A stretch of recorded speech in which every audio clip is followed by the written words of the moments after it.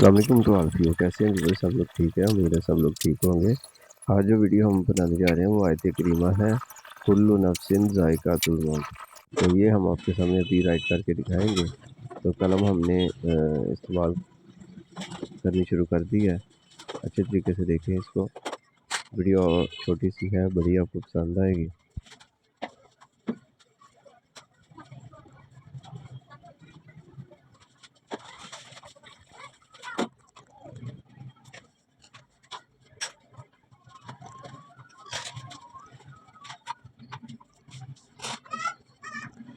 एक तो आप भूलते बहुत है, मुझे समझ नहीं आती है आपकी। मैंने आपको पहले भी बोला था कि चैनल को सब्सक्राइब कर दें ताकि मेरी तमाम वीडियो आप तक पहुंची रहे।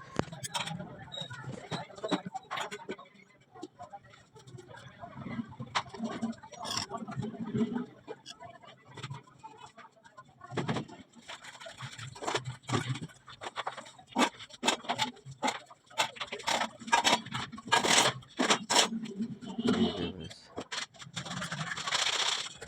देखें ज़रा आपको कैसा लग रहा है। और ये जो हम रस्म खत लिख रहे हैं इसका नाम है ख़त दीवानी।